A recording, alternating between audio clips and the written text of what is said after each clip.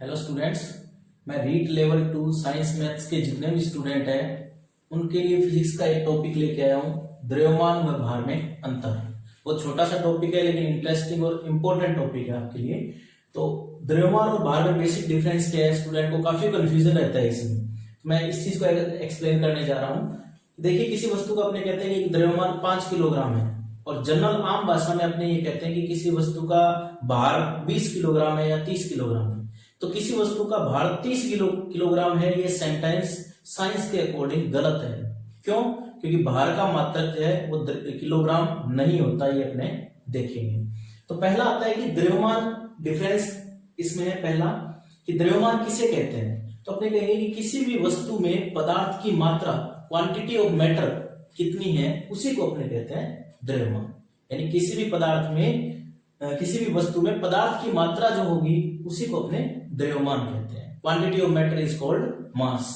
Similarly weight की बात करें कि किसी भी वस्तु का वेट कितना होगा, तो वो अलग अलग प्लेनेट पे, जैसे यहाँ कुछ अलग होगा, किसी और प्लेनेट पे जाए तो अलग होगा।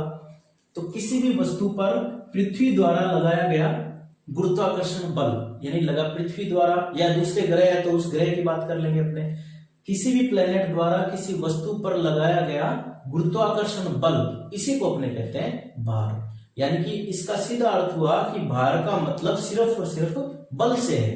जैसे पृथ्वी की बात करें कि आप मान लो यहाँ अपनी जगह बैठे हो, तो आपका भार कितना होगा, वो किस चीज पर डिपेंड करेगा कि पृथ्वी आप पर कितना गुरुत्वाकर्षण बल लगा रही है, वही बल आपका भार कहलाता है।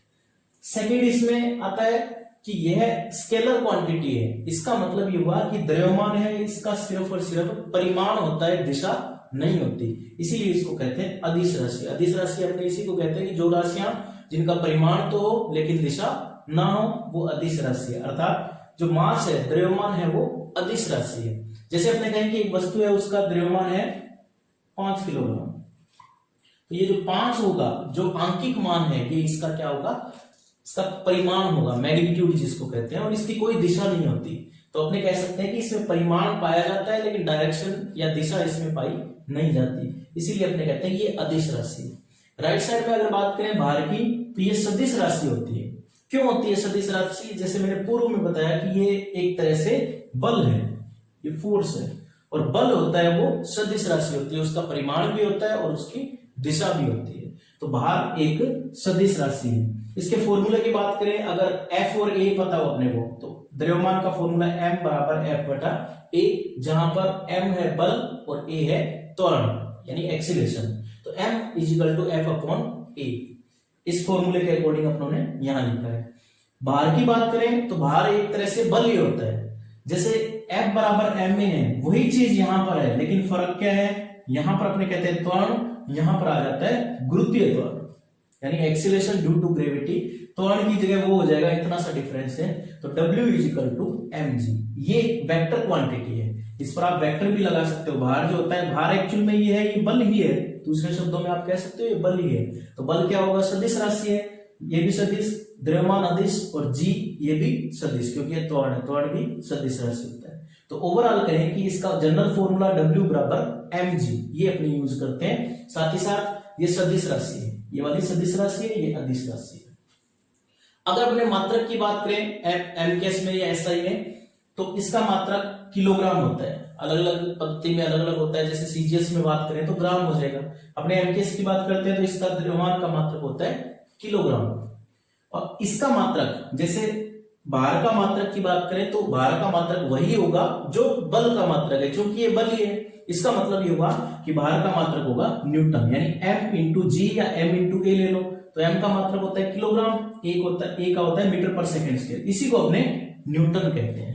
तो एक तो मात्रक होता है न्यूटन, दूसरा इसका मात्रक एक और है जो कि प्रचलन में इतना नहीं है लेकिन एग्जाम में पूछा जाता है। 1 किलोग्राम भार, 1 किलोग्राम वेट, ये भी इसका मात्रक है, जो कि 9.8 न्यूटन के बराबर है।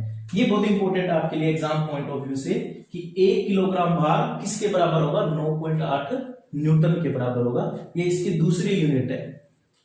अब आता है कि द्रव्यमान अपरिवर्तित रहता है, यानी कांस्टेंट राशि है, नियत राशि।